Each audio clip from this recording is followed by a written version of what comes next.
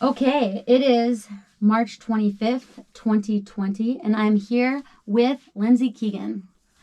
Do you want to look at the camera or at the phone? What are we looking at? Either one. Either one is good. I don't think it matters so much. Okay, cool. Yeah. Thanks for coming down here. We tried to do this yesterday, but with some technical difficulties. So, we are trying in person, staying away from not talking directly at each other. Distance. Trying to be a little distant.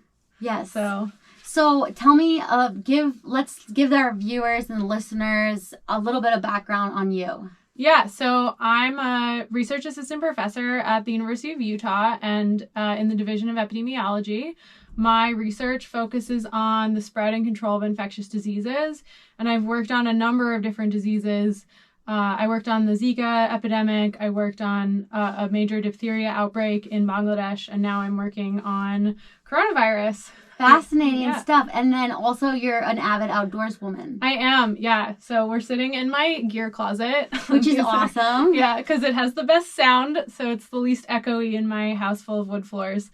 So I live here in Utah, and I love to climb and ski and trail run and camp and basically, everything outside. So that's how we got connected. That's awesome. Well, I really appreciate you reaching out because it's just so important right now. I feel like I don't like to call myself an influencer, but as an athlete, like I've been my plans have been a little bit changed from what I thought I'd be. And so when you reached out, I thought it was a really nice opportunity to come together to help use my platform to educate, answer people's questions, because like a pandemic like coronavirus is something we've never seen before.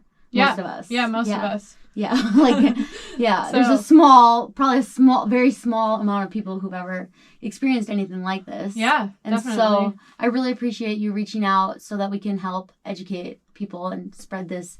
Just help us to wrap our minds around it. Totally. And I appreciate talking with you. So I've been really hesitant in the past to reach out to talk to people in the media and talk to the public about science, because one of the issues is that, like, especially early in an epidemic, early in any sort of scientific process, there's a lot of uncertainty, there's a lot of unknowns, and things change rapidly. And so, like, you seem to be plugged in with science with, all of the climate change work that you've been doing. So I think you really get that nothing in science is like a black and white. Everything is sort of like, here's the shades of gray around it. And so it's nice to talk to you because, you sort of understand that and you can convey that. So. Yeah. And I feel like a lot of my followers and stuff are really like interested in science, like climate science. And so I wanted to start out by asking you, why do we need to listen to scientists now more than ever?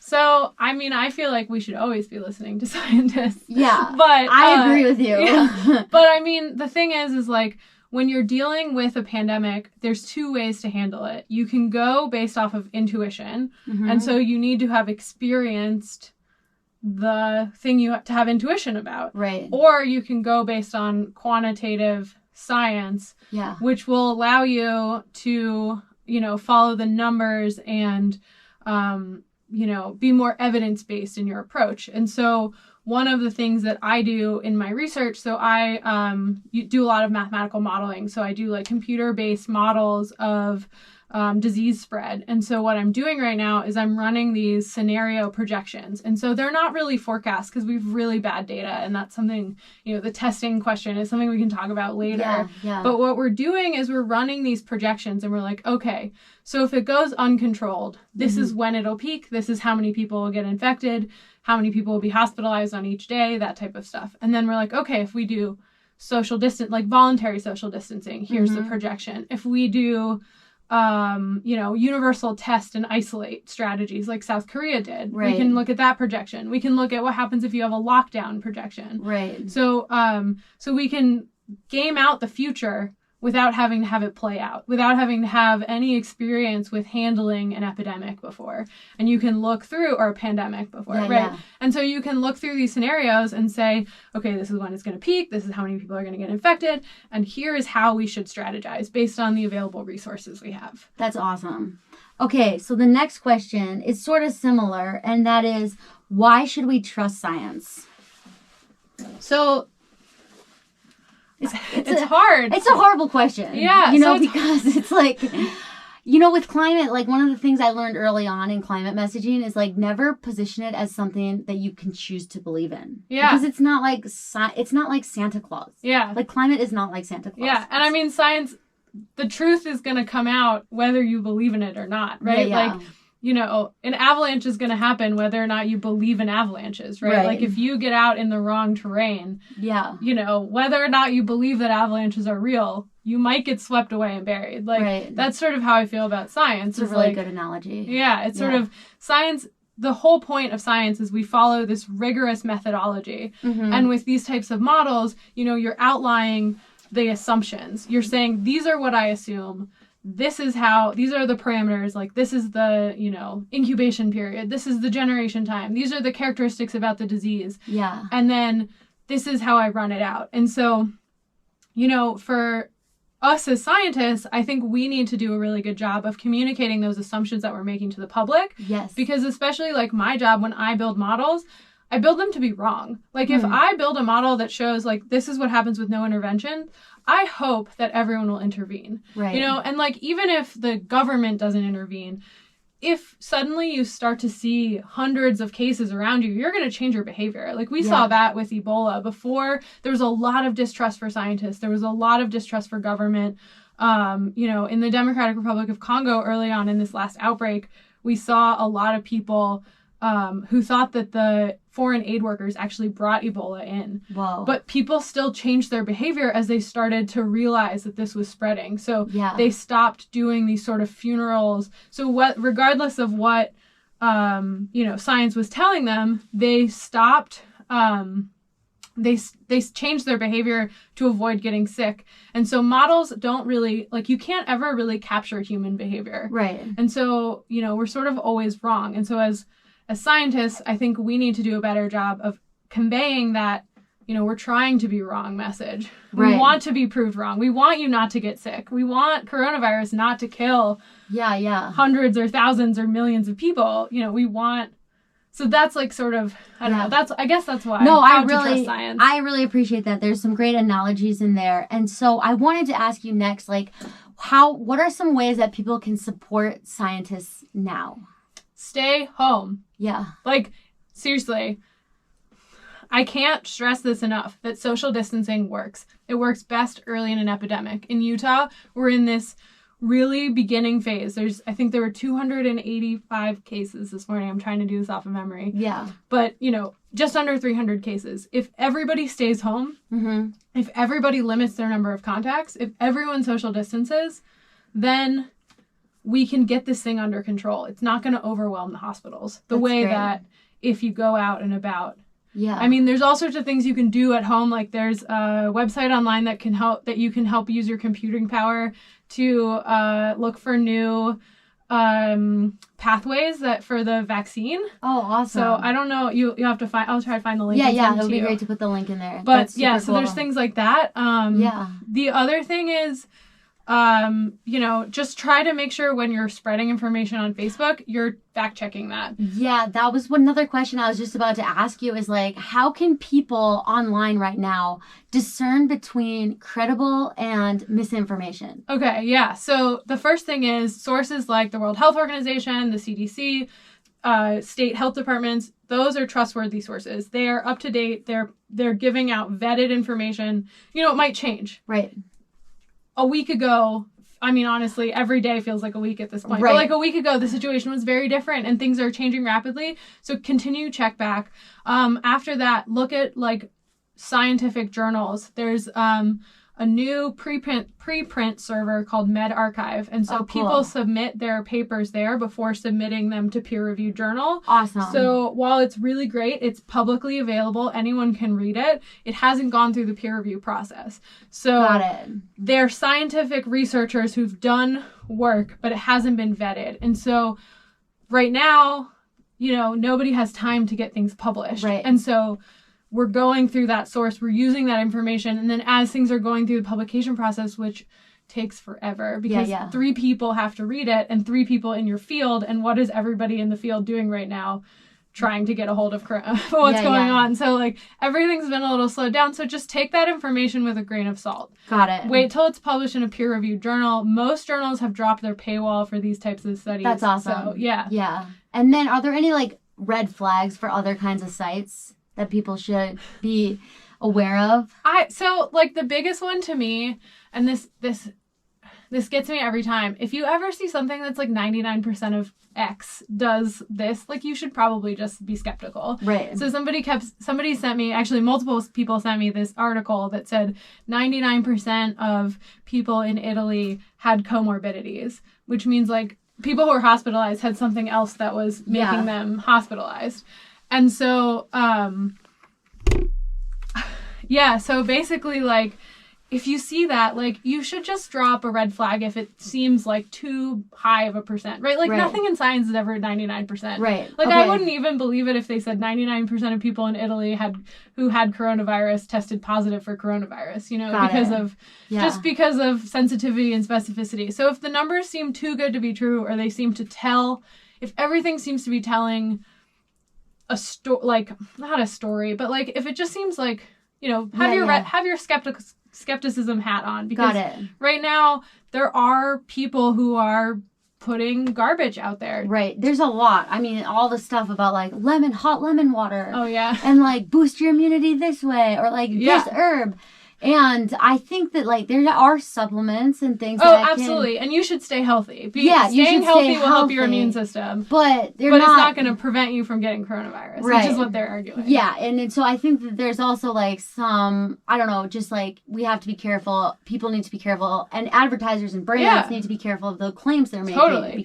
And you just need to be skeptical. Like, is this person trying to sell me something? Right. Yeah. Right? Because the goal shouldn't be them to push an agenda. Right. And so I think a lot of times, and you should check your own agenda at the door, right? Like when you go to read a paper, if you want something to be true, you should be extra skeptical of that being true. Totally. You know, you should put the things that you believe under a stronger test than the things that you don't believe. Because if you don't believe them, you're already skeptical. Right. If you do believe it, you're trying to confirm your own bias. Got it. And so, you know, maybe what you're trying to confirm is true, but just sort of like, you know, check your own agenda at the door. Got it. That's great advice. Okay. Well, at this point, I think we should dive into some reader questions from Instagram. So the first one, what do you know about the loss of sense of smell as a symptom? Isn't that crazy? Yeah, you predicted this question. Yeah, I did. So I've been getting this a lot from like friends. Okay, you have to forgive me. I'm really bad with organized sports, but the basketball player from the Utah Jazz, which one who Rudy Gobert? Yeah. Okay, So he apparently reported losing a sense of smell to the New York Times. Wow. And then British medical doctors have said that they've found this in patients, but this is all anecdotal. Like, nobody's done any sort of like randomized trial or even just like collected to see if more than like a handful of people had this issue. Got it. So I did talk with one of my colleagues who's an immunologist yesterday, and he said that this is actually a known thing for other viruses. Sometimes this happens. The nerves get inflamed, and so it comes back. It's temporary. Okay. Because I was like, that would really suck. It would suck. Because that's like how you taste, I know. too. Yeah. So it seems like it's not uncommon for viruses to do that, and it's temporary in other viruses when they do that.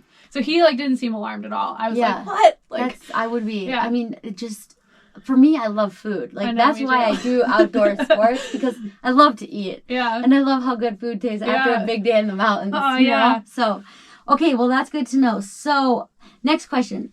Based on China and Hong Kong, is there an end in sight? Can we know when life might go back to normal? Yeah, this is a really good question. I know a lot of people are concerned about this, and so if we look at China, they ended their lockdown after about 3 months, which is a long time. Yeah. And I mean, they really locked down hard measures. I know.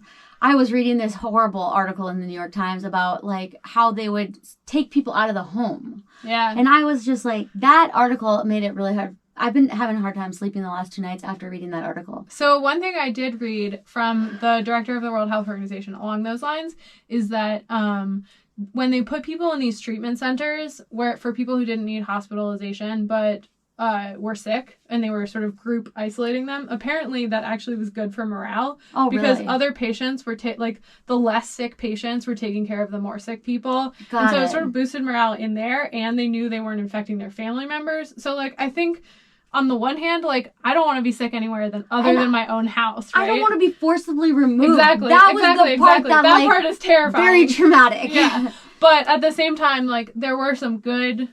So I mean, did it they obviously have slowed like things Netflix down. and Wi-Fi in there, or like I have what no was the idea. the Wi-Fi situation to me? If I had been removed from my home and Oh, in yeah. a really like a stadium full of sick people that were all trying to pull Wi-Fi, I know, you can only imagine how slow it would be. I know that just sounded like Not to mention just like trying to sleep and everyone coughing and that sounds like oh yeah, it sounds miserable. It's just- not. It's something I definitely hope like I never have to experience. I know my heart goes out to all those people, and But it did really help. I mean, it did really help. Yeah, I mean, it But- sounds like that was how they were able to get it under control. So, I think the question: can we know when life might go back to normal? You said 3 months.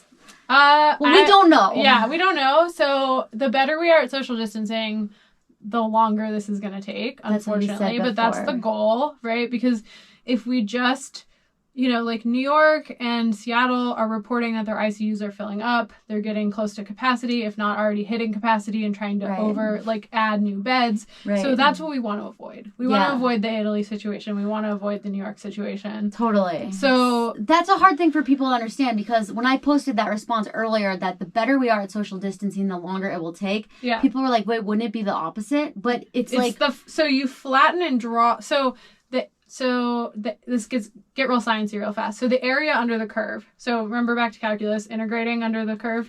So if we were to take the area under the curve, then it's a marginal decrease when you do social distancing. The benefit is that, so to get the same area under a flatter curve, it has to be drawn out longer. Got it. And so the benefit is that we don't have everybody needing to be hospitalized at once. And so hospitals aren't over. We let the PPE catch up to the personal protective equipment, because that's so scary. And I'm like, we can't have our people using our nurses and doctors homemade, getting sick. I know. So it's great. It's a beautiful sentiment to create that at home. But I'm like, from my understanding from having family. You have a lot of family members who are doctors. All my friends are so many of my friends are doctors. I'm terrified for them. Or nurses, my brother paramedics with 2 small children at home going to work with some hand sewn mask. No offense to the people who are making them. I know. We want the people who are taking care of sick people to be healthy and protected. We don't want to put their lives at risk. Yeah. So, okay. Thanks for explaining that. Okay. So next question: is there a test to show if you've had COVID-19 if your case was mild and you weren't tested? Yeah, so actually, I forget which state I was reading about this, but one of the states is currently testing posthumous people who died of unexplained pneumonia in late February. Wow. So to try to catch up. So there's definitely, we can look at your antibody titers and things like that. So I'm not exactly sure. I'm not an immunologist. Once things enter your body, I'm not really interested in them anymore. Got it. But there are tests, and we, if we ever catch up to it, we might be able to do that kind of thing, to do some sort of back tracing to see how many people are actually infected. That's wild. So how long is the virus in your body? Yeah, that varies a lot. So, on average, it takes 5 days to get from exposure to when you are shedding enough to spread. Mm-hmm. And then on average, it takes 6 days to recover. So you're no longer infectious. But then there have been some studies that show that can go on as long as 37 days. Wow. And so there's a lot of dispersion on this parameter. So it means it's you think of a curve, a nice normal distribution. Think of it more like one tail is really stretched out. Wow. So yeah, so there's a ton of variation. So got it. Okay. Next question. This might not be one you can answer, but I'm just thought I'd ask you anyway. I have exercise-induced asthma. Does that still make me immunocompromised? I have no idea. Ask your doctor. Yeah, I think ask your doctor. Yeah. Any doctors out there that can answer? Yeah. I will put the answer out there. Yeah, I also think it might be too early to tell, right? Everybody is worried about their particular flavor of potential comorbidities. But right now, like, the data is so, like, coarse that we can sort of say, like, anyone with lung problems, you might fall into this. But, like, as we get further into the outbreak, as people are trying less to, like, desperately stop this and trying more to, like, understand what's going on, then we'll sort of, and we get more cases, we'll be able to, like, separate those out and say, oh, this particular type of, diabetes or this particular lung issue or like, those are high risk, whereas these other ones aren't. But we're not going to know that until somebody has time to go back through the old data. Especially, I mean, now we have 400,000 cases, over 400,000 cases in the world. So, like, as we get that data, we'll be able to do way better stuff. But that's probably not going to come out until after it's useful. Okay, so next question. This is the most popular question by far. And I have several itinerations of it. But the question is, if you get COVID-19, do we know the probability of contracting it again and if you'd be contagious? Yeah, so we don't know. The best I can tell you is from SARS. So SARS is the closest relative of Corona-19. So this one, COVID-19, is known as scientifically severe acute respiratory syndrome coronavirus 2. So the original one is severe acute respiratory syndrome coronavirus, which came out in 2003, 2004 in China. So that was the one. That's the original SARS. And what did that come from? An animal? Ooh, I don't know. Just out of curiosity. Yeah, probably, but I don't know. Yeah, sorry. No, I could look. I'll look that up and get back to you with that. Okay. So from SARS, it seems like there is temporary protective immunity for like 6 months to a year. Got it. And then, you can get it again. Okay, so then, and then you would be infectious, you would be able to spread it, that kind of stuff. Okay, and you wouldn't be immune. Then the immunity is waning? Yeah, I'm not sure if you get it less severe or if you get it the same. Like, I have no idea on that. Well, if you have data about SARS, I bet people would like to read that too, because this is like the most asked question. 5 people I'll try to look it up. Variation of this question. I'll try to look it up. And then the next is, should we be worried about multiple waves of the virus? And the example is Spanish flu had 3 waves. Yeah, so this is something that I've been talking about a lot with public health decision makers. So one of the things that keeps coming up, and this might be a question on there, but I'm going to talk about it here. So one of the things that keeps coming up is, like, will we be spared in the summertime, right? Like, there's all this evidence that, all of these seasonal viruses, influenza, seasonal coronaviruses, rhinovirus, those types of things die out in the summer. Because of temperature, because of humidity, they don't spread as well. People are outside. Being locked inside is actually not very great for viral transmission. Right. So go hang out in your backyards, but don't go out with people. Yeah. But so they keep saying, well, maybe the summertime will burn it out. Yeah. And then maybe we'll be okay. But if you think about that, if the summertime starts to bring it down, and then we're like, great, we don't have to social distance anymore. Right. And then we all start interacting again, and then it comes back in the fall, and we're all interacting. Like, boom, it's going to hit you harder. And that's sort of what we saw with pandemic H1N1, is that schools closed right around the time of the first peak. And then the second peak happened right after schools opened again. Wow. Because, there's a lot of transmission. Schools closed for the summer. So it was like summer break for kids. They weren't transmitting. And then in the fall. And then the fall came back. Right. So it's definitely a concern. Like there's really no getting around it other than social distancing and developing a vaccine. So right now we're trying to, like, run out the clock so that we don't overwhelm hospitals. Right. We can get some treatment that's working, right? Like, because right now, if you go to the hospital, they can provide supportive care, but there's nothing to stop it from, if maybe some of these things like chloroquine work, we don't know. They're such small samples. Like, we don't know. But if they do work, then maybe we can implement that. Or,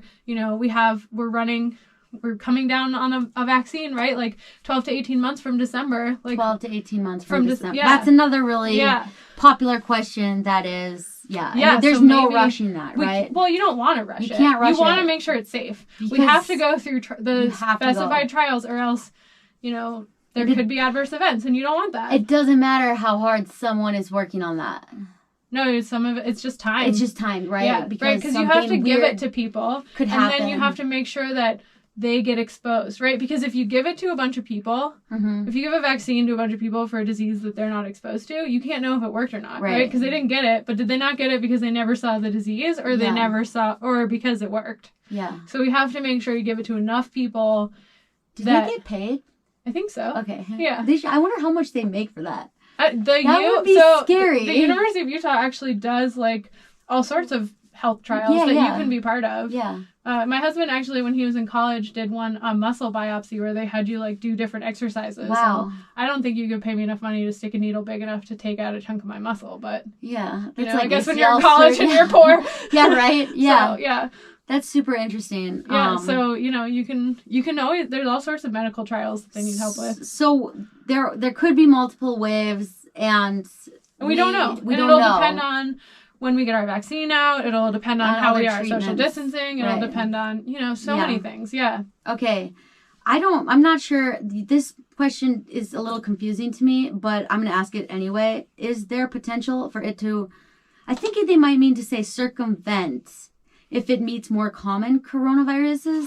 Here's the question. Is there potential for it to seroconvert? Yeah, that's seroconvert. Okay. Okay, so seroconverting means that you go from negative to positive. Okay. So is there a possibility for you, I think they're asking if there a possibility for you to get immunity for this if you get other coronaviruses. Okay. No. Coronaviruses are the common cold. Like, they're responsible, well, not all of the common cold, but coronaviruses are responsible for a lot of the common colds. There's actually another coronavirus that's circulating that attacks the same pathways as this coronavirus does. Got it. And none of us have any immunity to this. The only way you're going to get immunity is through a vaccine or through getting it.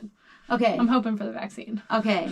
I'm going to social distance myself enough till I can get vaccinated. Got it. And for all the anti-vaxxers out there, vaccinate. And vaccinate your kids, please. Yeah. I hope that this will help with the anti-vax movement. I do. I really do, because people are like begging for a vaccination. And we have all these amazing life-saving vaccinations that have very low side effects. And it just breaks my heart when I hear people's skepticism towards vaccination, just because I come from a family of healthcare providers. I know, it makes me just scream. It doesn't make me want to scream. It actually does make me scream. It's really scary. And especially when you talk, like my dad's 88 and he's like lived through these things like polio and seen what it does. Yeah. And I'm like, even if your kid does have some allergic reaction or something, have you seen what polio or like these things do to people? Like, it's really bad. Yeah. I mean, I just finished, so I was a postdoc at Johns Hopkins University before coming to Utah. Mm-hmm. And the last year of my postdoc, I was working on the biggest diphtheria outbreak we've had in the 21st century. Wow. It was about 10,000 Rohingya refugees in Bangladesh. Mm-hmm. And they had been in an area where they couldn't get any vaccines. Wow. And then they came to Bangladesh and they all, a lot of them got infected. And if you decide to Google diphtheria and do an image search, don't do it when you're eating. So diphtheria is known as the strangling angel because the bacteria forms like a plate essentially in the back of your throat, and then that separates from the back of your throat and strangulates you. Wow. So you can't breathe. And it's just it's awful. And you work on these things and you think we've had a vaccine for this for so long. We should. It's I can't imagine not getting vaccinated. Yeah. So working in countries where they have outbreaks of vaccine preventable diseases breaks my heart when people here in the US who have access to vaccines for relatively low cost don't want it. I do hear people's concern about big pharma, but I think that they're knowing people like you and people who work really hard on that, it gives me a lot of faith that there's wonderful people in medicine working on this stuff, and it's not just it's not a conspiracy. No, there are really like you people that are really trying to make the world a better place. So, okay, next question might be one for a doctor again, but if a person is allergic to paracetamol or acetaminophen, I think that's same. Tylenol, right? Yes. Okay. What medication can they take? I'm assuming you should definitely ask your doctor. I'm not an MD. I'm not going to give medical advice. Okay, next question, and I can maybe help you answer this one. Advice on a new normal for recently unemployed contractor. Oh, yeah, my husband just got laid off. Not Friday, a couple days ago, but a week and a bit ago. So he's been gardening. Yeah. It's actually really great because I've been working probably close to 20 hours a day. It's been really, really insane. Wow. Like, I have meetings tonight until 8, and that's not even, like, to get my own work done. That's crazy. Yeah, so he's been, like, taking care of me. So make your loved ones extra delicious dinner. Get into gardening. Do some outside workouts. Like, at least here, it's been lovely the last few days. Like, go do some push-ups and, jumping jack. I don't know. Do a little workout in your backyard. Right. I think there's also a lot of opportunities for people who are willing to adapt their work to serve the needs of society right now. You know, like, maybe in the meantime, maybe you could offer to do, like, a read along for kids at home or something like that. I think to be creative and to be flexible, because being an independent contractor comes with a lot of uncertainty and risk. Yeah, definitely. But I think when you're willing to adapt, that there's a lot of ways you can make it work. So yeah. No, absolutely. And my heart definitely goes out to you. That really sucks. So, but I think we're going to have to ride this one out. And I do believe the economy is going to come back. It always does. Yeah. I would say that, like, depending on what your contract skills are, if you can lend a hand in the epidemic, like, places like ARUP are trying to scale up their lab techs. So if you have any laboratory skills, like, even if they're from grad school, like, dust those off, apply for some jobs there. They're going to need a lot of help. True. Like, we're seeing in some of these harder hit areas that they're repurposing healthcare workers to do other things, like, I don't know, like all sorts of things at the, sample. I have a friend who is a social worker, and she's actually doing the sampling for her county. So, she works at a health center, and they taught her how to do it. You can potentially do things.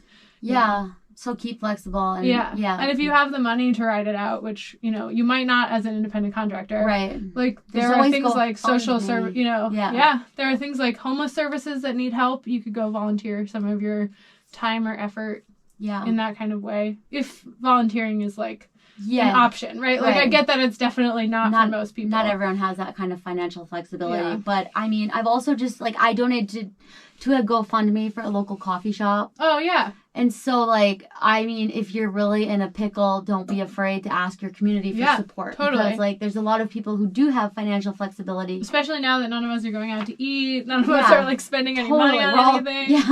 No one's traveling. So some people might have unexpected money that they can help. So don't be afraid to ask for help. And people who do have that ability should definitely see how you can support your community. Yeah, there's so many good fundraisers, like the Utah Food Bank here. Your food bank, homeless shelter, domestic violence shelter. Yeah. There's so many places and so many people who need help. So And I would like to say that I wish we lived in a society where we didn't have to do that. Like, I wish we lived in a society where there was a safety net for when this happened. You didn't need GoFundMe. I agree. So, but... And for mental health, I know there's a lot of good talk services, like, online, and I think that's an AA and Al-Anon, all those are doing digital meetings now, and so... And one thing I will say is, one of the concerns with this that we've had, so I'm not in social work, but I do have friends who work in that type of thing, and if you're locked at home and you're in an abusive relationship, it's not a great... It's not a good thing. And so if you have friends or family who you can reach out to and offer your support, maybe help get them out of a bad situation like that. I don't know if it's possible, but we do sort of expect domestic violence rates to be going up as people are staying home. Well, I've already heard the Peace House in Park City is full. Oh, wow. I know, which is really sad. Yeah. So if you have friends in that sort of situation, or you need... like, help, reach out to your community, and let's all work together to bring everybody up. Like a rising tide lifts all ships sort of situation. I love that. Okay, back to more coronavirus questions. Are we going to see universal testing for prevention of the spread of COVID-19? Oh, I hope so. Yeah. The problem is that, like, we don't have enough supplies, right? Like, medical supplies, there's 422,000 cases right now, and that's globally. And so, even with the best medical stockpiles, you don't, like nobody could have projected that we would need this many on this date. Right. And like Canada did sort of stockpile things after SARS, and a lot of it expired. Right. And so we're trying to catch up to need. I know that ARUP right now in Utah has enough swabs, but is running low on reagents. Other places are running low on swabs, but have reagents. And so it's sort of like we're just trying to get this up and going as fast as we can. Right, and it's just getting the pieces of the puzzle into the right place. Into the right hands at the right time. And so thanks to all the delivery people and truckers and shippers that are out there. Yes. Yeah. Thank you, everybody who is risking their lives right now and their families' lives to be out working, in these pathways to get people tested, get the materials to people who need to be tested, that type of stuff. Yeah. Okay. So if an item is contaminated and you set it down, does the virus move from its initial location? I don't know. So the way that I always sort of think about things is like if you put ketchup on it, what happens? Okay. And right, like if you move it enough, like the ketchup eventually like dissipates. Right. So that's sort of how I view, like, I don't know if it's a realistic view. Yeah. But like that's sort of the way that I view. Well, I'm sure there's some scientific backing because you've you're kind of the expert on this. So we'll go with that. I don't know. That's the best I could do. Think of it like you just sneezed ketchup all over something and there's little drops, and as you move it, it's gonna get. Yeah. I think I'll have a good gift to go with that answer on Insta stories. Okay. Oh, jeez. if it's on your hands and you refrain from touching your face, can you become infected? As long as you don't get it into your face, there's no pathways into your body from your hands. What about other mucus areas, other openings? If people touch those. I don't know if there's a lot of science about that. Okay. You should wash your hands before you touch any hole in your body. Okay, that's great advice. Except I guess you can have your belly button. You can touch your belly button. Okay, because that doesn't actually. Hands. Okay, yeah. Thank you. When are they estimating the virus will reach its peak in Utah? Yeah, that's a great question. So, the range is basically from May to July, depending on how great we are at this social distancing. Okay. So, let's aim for July, guys. Let's aim for July. I wanted to ask you, this isn't someone wrote, but I wanted to see now, I think it's been a week since we first talked, about what your thoughts and feelings are about outdoor recreation and backcountry skiing and climbing. Because I know the Salt Lake Climbers Alliance has this Empty the Crags movement. Yeah, I think we should. I mean, I think skiing is like a little bit better, and hiking and running are a little bit better than climbing because you're not touching shared equipment. Yeah. Right? Like, unless you're Alex Honnold, you're out there with a partner, right? Yeah, yeah. So, and you're touching metal. And you're sharing things, and you're putting it in your mouth. Looking at all of you climbers who put the rope in your mouth. I know it's every single one of you. And your cams, Oh, yeah. Yeah. Oh, yeah, everything. All the time. And you're touching the same, like, it probably lives on rock, like... Yeah, probably not as long as, like, it lives in a lab, right, because you have UV, but we don't know. We don't have any good information about how much the sun kills it. Busy day at the crag, there could be multiple parties going up the same route. And I just imagine, like, schoolroom on a Saturday where there's, like, 700 people at each ledge. Totally. So that you should definitely avoid. I do think climbing is a little bit different, and so I agree. You think it's okay for people to ski if they're dialing back the risk and they have the knowledge and the backcountry experience right now. And if you go to less popular trailheads, like, you don't want to be filling up the trailhead parking lots. Like, we just can't be that on top of each other, because that's where you really see the clustering. Yeah, I mean, like, if you're back in the backcountry and you're not getting hurt, you're not needing emergency services, and you're just like going for a run all by yourself, like, that's okay. It's when we're like 700 people all sitting at the base of Alta skinning up, which is not allowed anymore. Right. Like, that's where you worry about it. So totally. And I just found out on my way down here that Summit County's issued a shelter in place. So does that mean you can't go skiing? That right? Because that's non-essential. Or is skiing essential? What if it's your job? Yeah. Can I get a pass? So you should refer to whatever guidelines they say. So I know in San Francisco, going for a run was okay. Right. I don't know, like, the difference between going for a run and going for a ski, right? Like, running's a little easier because you can leave your front door. Yeah. You don't need to go and park at a trailhead. Like, the goal, guys, is just to not interact with other people. Got it. So, Okay. Do you have time for a few more? It's 6. Okay. Are steam showers actually effective after a grocery store trip to clear your nasal passages? I have no idea. But you know what is really effective? Soap. Okay. I mean, not But your you nasal can't do passages, a but like the nasal- hands. Right, okay. Yeah. Wash your hands, wash your body, clean yourself off with soap, Yeah. and that's the best you can do. I would probably say no, but I don't have any reason to say no or yes. You don't have the data. I don't have any data. Okay. So I would just say no because it sounds like it's not realistic, but I don't have any information. Got it. Yeah. That's that like being skeptical thing. Nasal things like You have to be careful with those. you have to be careful. You with have those. to use distilled water Yeah, yeah. so that you Distilled don't water end or up giving boiled yourself brain bacteria. I think they're actually parasites, but yeah, you don't want anything going into your brain. No. So So don't be doing those without. But you don't know if they help I have no idea. with the corona. no, I know that people who have like sinus problems love them, but I do them sometimes. yeah, make sure you don't use tap water. Don't use. You have to boil it or use distilled. Yeah. And the other thing, when I do a lot of gardening, they really help to get the dirt out. Well, Yeah. Or seasonal allergies, they can be really helpful. oh, that's good to know. But I have to ask my dad because he's an immunologist. Yeah, he would know. So maybe Ask he your could be dad. my next yeah, guest. Yeah, there you go. Okay. Yeah, everyone should definitely comment how they want Caroline's dad to be the next podcast guest. I can't wait to have my dad. Okay.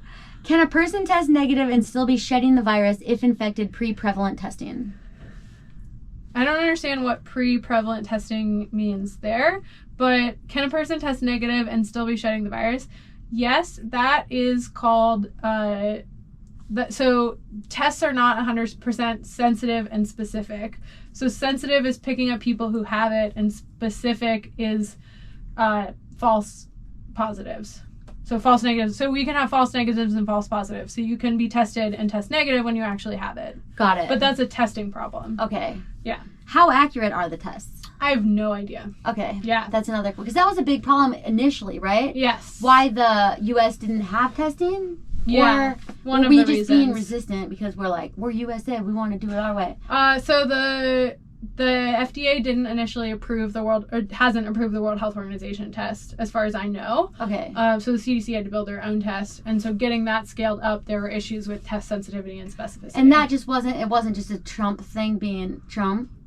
I'm not going to comment on politics. Okay. I don't want to. No, I appreciate that. I appreciate you keeping it nonpartisan. I gotta keep it scientific. We can have a political discussion off camera, and you can hear how I feel about all of this. I really appreciate it yeah. because I do not appreciate people's attempts to politicize this. No, I think like serious. It doesn't matter if you're red or you're blue or what color your skin is. Like you have the same risk of getting infected. Yeah. And let's all work together to keep each other healthy. Thank you. Okay, can the virus be transmitted in water?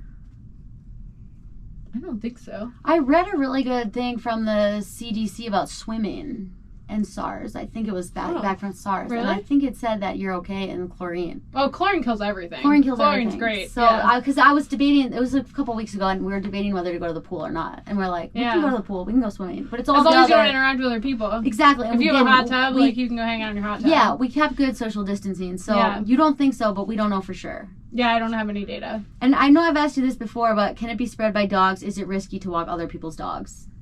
Yeah, so my answer from this before is there was one case of a dog who tested positive, as far as I know, only one. So it's not like a known transmission mechanism. But that said, like if you sneeze on it or cough on anything, it's not really a sneezing virus. But what if you pet it? Well, like if I cough on you and then you touch your leg, it's the same as if I cough on a dog and you touch the dog. But if I cough in my elbow and then I pet the dog, I think you're probably okay. You're probably okay. Yeah. So what about people petting anyways. dogs, other people's dogs?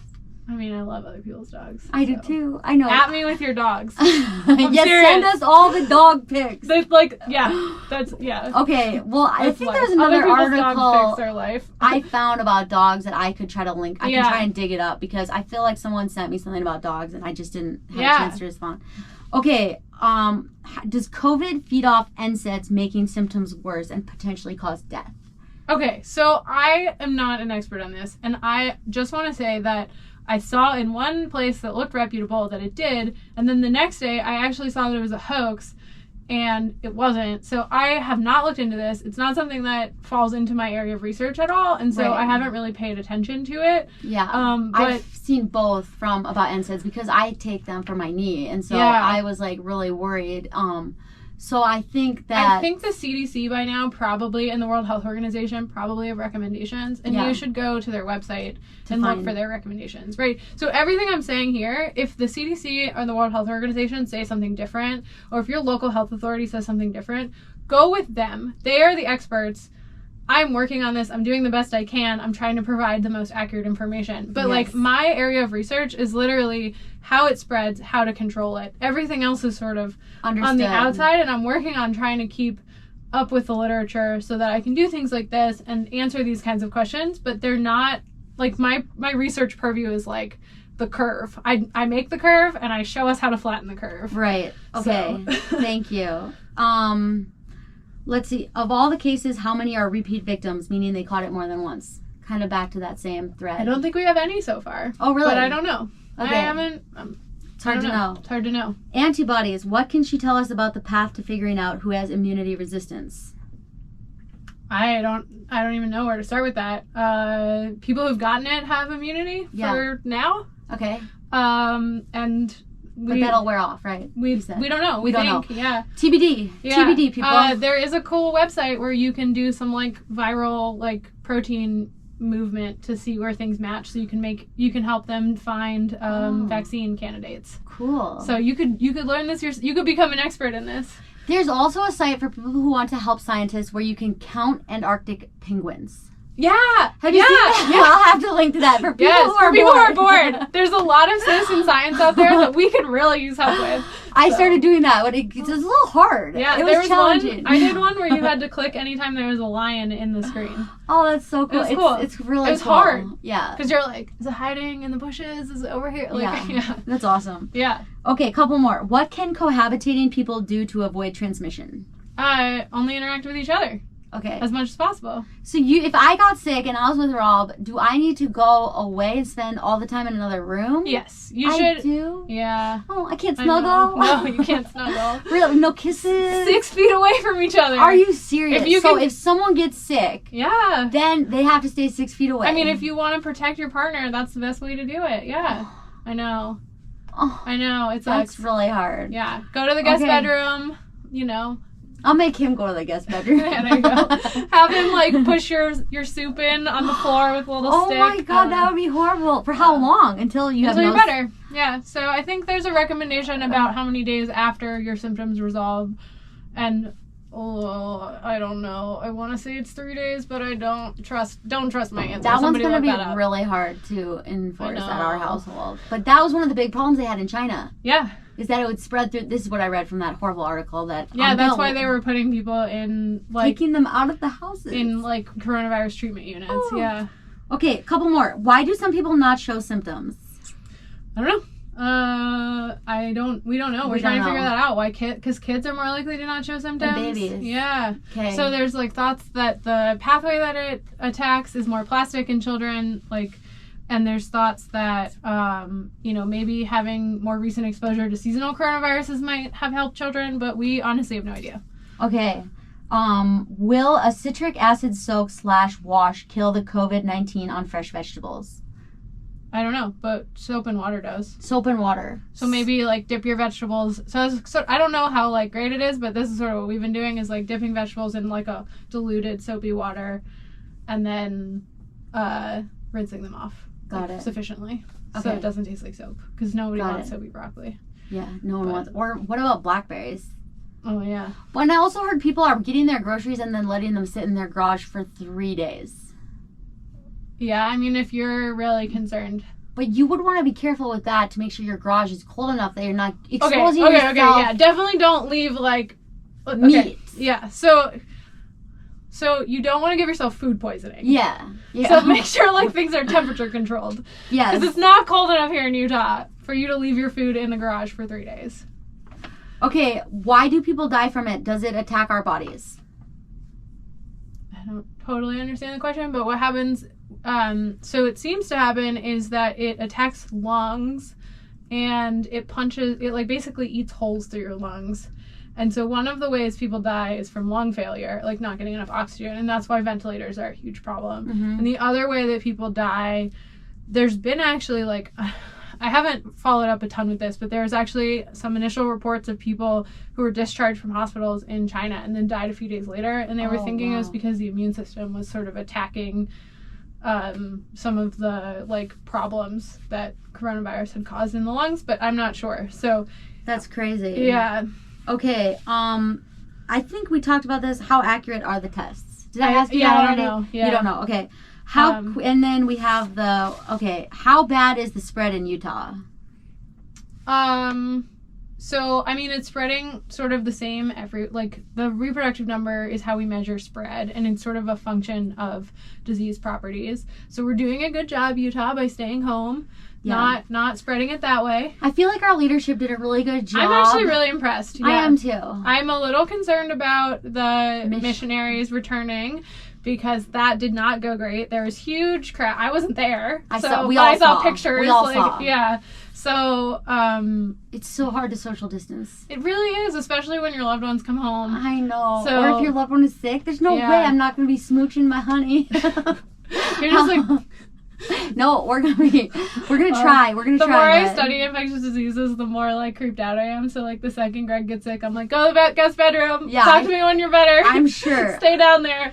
But so far, I feel like our leaders, like in Park City, I've been amazed at our mayor's response. Like closing the resorts, as hard as that is, 100% that was the right thing to do, because people were still coming here from all over the world. Well, in the initial cases, initially, there were so many more visitors bringing it. Yes. It was right around spring break. Everyone comes to Utah to ski for spring break. Right. It's the best. And I feel like as a pro skier that had I not shut down my trip, the Canada one, I could have easily gone on to become the super spreader. Skiers are super spreaders because pro skiers, we go from you just shake everyone's hand. That's what we're seeing with all the politicians getting sick. Everyone wants to give you a hug, and I had to enforce the elbow bump, and this was about almost a month ago now. You have to take the selfies where you're in the foreground and they're in the background. No one wants to do that. Yeah. And I was like, I could infect all these obscure rural mountain communities, and I was like, I'm shutting it down. I'm not going on that trip. No, it's very irresponsible of you. It sucks because this is your livelihood. That was my trip of the year. There was the one that was for fun to just ski, not to speak. I don't know. I'm pretty bummed, but on the other hand, it's this is a crazy time. So yeah. I would love to understand. Next question. Yeah. I would love to understand what viral load means. Is it more exposure, more dangerous? Yeah. So viral load is basically the amount of virus that you have or that you're exposed to, depending on the context. So we do think with viruses that there's this dose response curve. So that means the amount of virus you get affects the amount of severity of your disease. That is not really English, but how severe your disease is. Okay. So if healthcare workers who are getting a large exposure, they have people coughing directly in their face all day with coronavirus, they have seen worse outcomes because of their the initial exposure for them was much higher. Got it. Right? If you only get 1 or 2 virions in you, your immune system, it's not as overwhelmed immediately, right? Got it. It takes the virus more time to build up those numbers, and it gives your immune system a little bit of a head start to jump on it, right? Versus if suddenly, think about, a cup of water versus a bucket of water being dumped on your head, right? It's gonna catch up. Yeah, there you go. Yeah. a whole. If you just have a little packet or Yeah, exactly. Versus an entire container of ketchup, one of those industrial size ones. Yeah, it's gonna be. So that's how you should think about it. This is the amount of ketchup packets. This analogy is going in weird places. I like that a lot, and I really appreciate it on this thing that went viral with the guy washing his hands with that black stuff. Yeah. That's exactly how you think about it. Yeah. That was great. Okay. I think you kind of answered this about assuming normal contact. Why do some people in a household get it and some don't? So yeah, I don't know. With viruses in general, you can be exposed.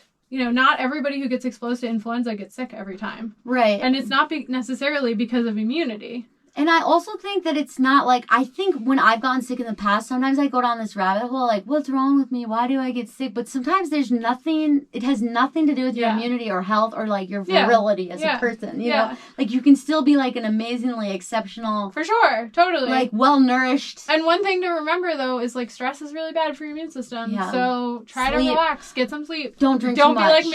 Don't be like me. One of the things I saw is alcohol. So if you need alcohol's not great for your immune immune system. So, but like having a drink for me has been a glass really, of wine is different than a bottle of wine versus a box of wine. So don't binge drink, people at home. Get a lot of sleep. I've been sleeping so much. I've been sleeping I'm sorry. I wish I could give you some. Okay. Yeah, I wish you could too. How long should we isolate post-recovery from presumptuous SARS-CoV-2? Yeah, so I don't totally know. I think it was 3 days. Please don't anybody quote me on that number. I'm trying to remember off the top of my head, and my brain is total mush at this point. But the World Health Organization has guidelines for this, if not directly for people who aren't in healthcare facilities. They have guidelines on when to send people home to discharge people, and it's based off of this type of stuff, so go off of those numbers. Got it. I don't know. I can't remember. I'm sorry. I have gotten very little sleep this week. We can look that up and we can get back to you, or you can look it up yourselves and get back to us. Yeah, if you send Lindsay's done some great work here. If you guys send it and if you're not sure about a source and you want to send it through Caroline to get to me or send it directly to me, I'm spending a lot less time on Instagram these days, but I would be happy to look at something and tell you if I think it's a valuable source of evidence or garbage. Thank you so much. Yeah. It's amazing. Okay, so again, the last question, let's say we flatten the curve. How long do we have to stay in our homes?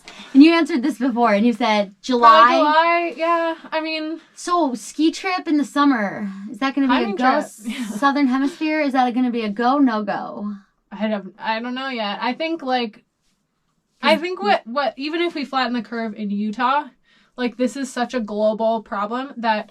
the Southern Hemisphere is going to be getting into their winter then. That's when these diseases spread the best, the most effective.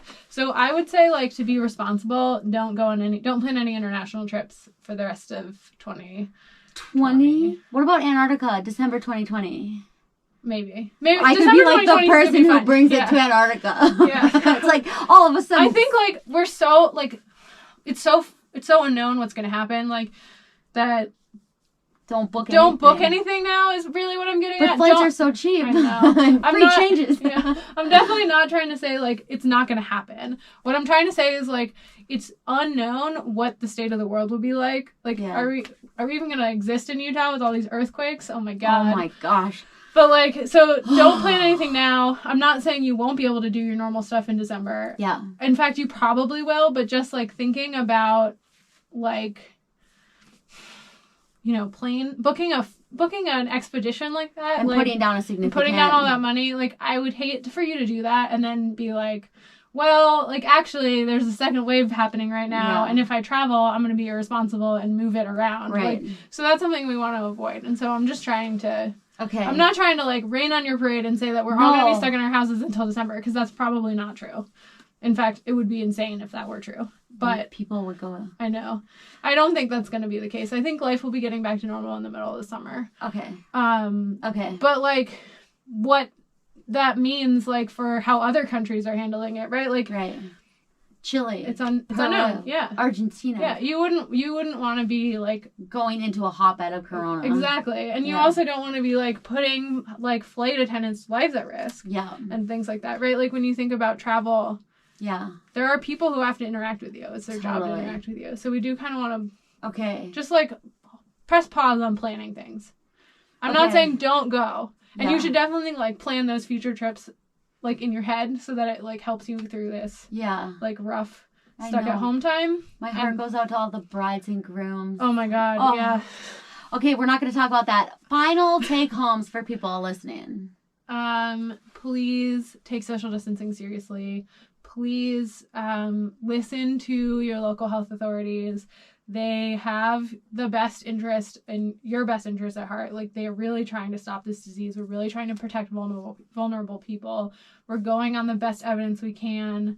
And we just, it's crazy.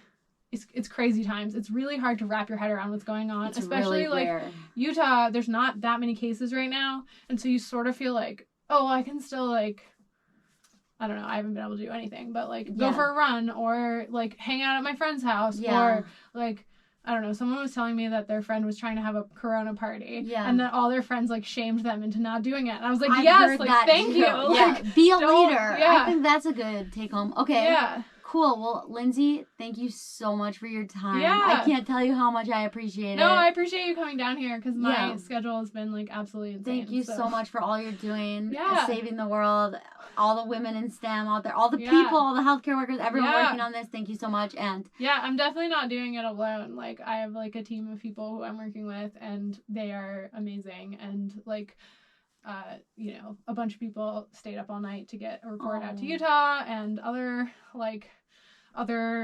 health authorities, and it's definitely not just me. I'm not alone in this. Like, but thank you for sitting down and talking and being willing to help communicate this to the public, because like you said, it's so rare, it's so weird.